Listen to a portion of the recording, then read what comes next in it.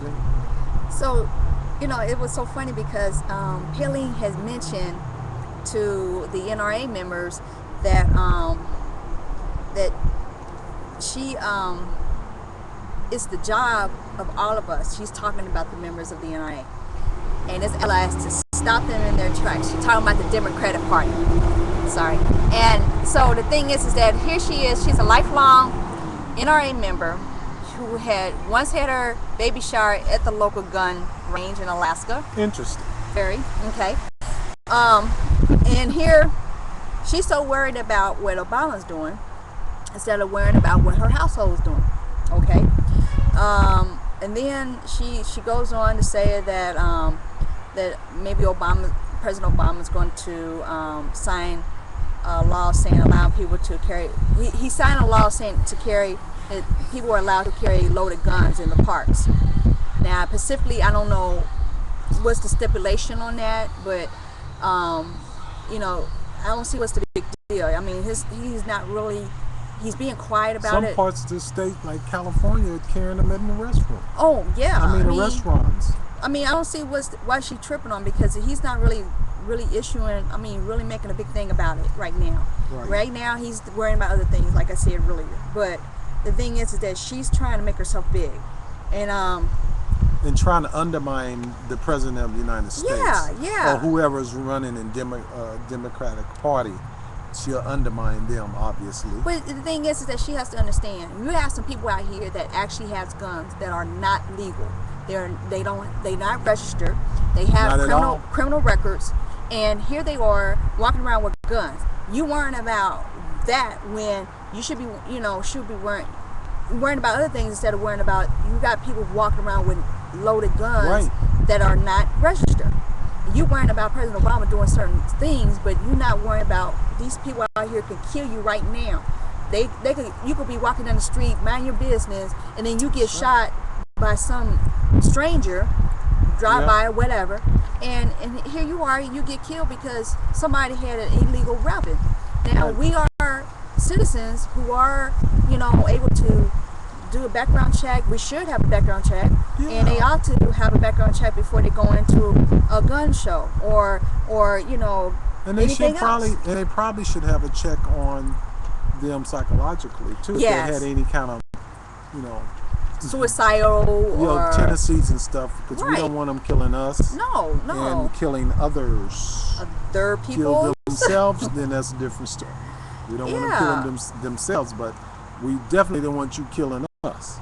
Or we go to the gun show because I don't disfavor guns in the household and nothing like that, because people break in and your family's in there and you have to protect them. And here's another thing that I don't understand why she's trying to be so into whatever. She also mentioned about the GOP's in the 2000 vice presidential nominee. She also praised the Tea Party's actually doing an appearance in Charlotte, and scoffed at the suggestion that the movement had roots in violence, racism, rednecks, before adding, "I don't really have." This is Palin talking. I don't really have a problem with rednecks part of it, to tell you the truth. So she's saying it's okay for them to say whatever racial slurs or violence towards anyone that are not part of them. And I'm thinking that she's up here reading her the jokes from the rednecks. That's gonna smack her in the face. And she's saying that, I understand what they're coming from. I can attest to it and whatever. And I was like, that's gonna bite her in the buttocks. I said, why are you going to accept something that somebody is talking about other people and violence towards other people? You can lose a lot of votes like and that. What kind of person are you? I don't really let like the jokes they're saying is not really bothering me, but it's like, but some of the things I can relate to, some of the things that they're saying I can relate to, and it's like you're accepting what they're saying and what they're doing. Even when towards you're accepting it. That's ludicrous. Okay. But anyway. She has to be careful, because she can lose a lot of votes the very blacks, fastly. the Jews, Everybody. even white Americans too, that Exactly. disagree with that. A lot of white Americans are not, their minds are not like that. And, and on some rednecks, as they call them, may disagree with what she's saying Oh, too, yeah. because they may get those that consider rednecks mixed up with racists. Exactly. Now here's another person who who is president of the Emily's list. She is for the abortion because also she mentioned about the abortion that President Barack Obama is the most abortionist, anti-abortionist president that she ever known, that's ever been in office. So this lady here, her name is Stephanie Chirac, and like I said, she's the president of Emily's List. Said Palin talks a good game, but a version of what American women want doesn't honor freedom and independence. Oh yeah, she mentioned the Democratic lawmakers whom Palin had targeted for their votes for health care overall. First she puts targets on their back, then she wants the government in their bedrooms. What is Sarah Palin doing to Western women? That's what Chirac said.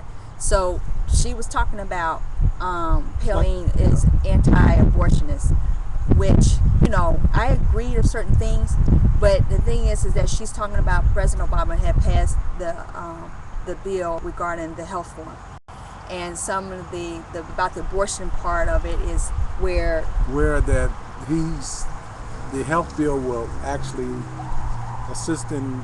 Well, they won't assist in that in abortion, like voluntarily assist. Now, if it was somebody who'd been raped, then it'd be a different situation. But not somebody not someone who's just saying, okay, I want to get abortion. I want to get abortion voluntarily, and there's no reason, there's no health reason, no nothing. So they won't support that. Right.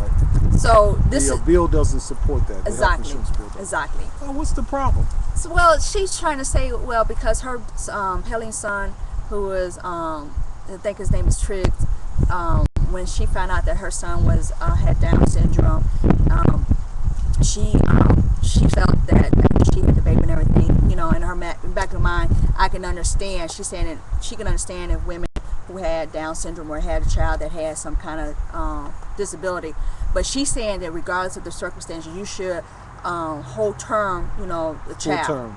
Yeah.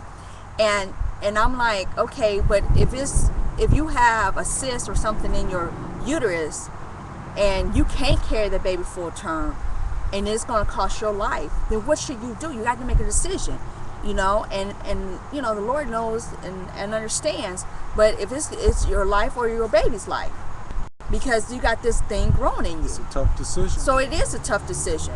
But at the same token, I'm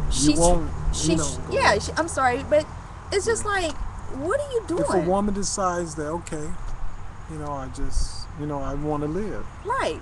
Then, But, so she's talking about that, and that's why this young lady, this lady, Stephanie Chirac, who's the president of the Emily's List, who is for the abortion, she was just trying to say is that these are people that are, like, they're not volunteering, but these are someone who has some issues where they have to have an abortion. Of course. Some of them they call it the DNC, right? Right. Yeah. So those cases, and sometimes and the decisions they make is up to the woman. Right. Even in the Bible, a lot of preachers don't agree that. But you remember when the two women, they were prostitutes. Oh yeah. They were whores. They call them prostitutes. And there was a big issue they had. One lady had slept and smothered, I'm sure accidentally, the baby. And the other one had one too, around about the same time. So, the lady stole the live baby and traded with the dead one. Right? Right. So Solomon became king, right? So this is one of his challenges, of his wisdom. Solomon, they brought him before Solomon, and they were arguing and bickering about this is mine and this is that.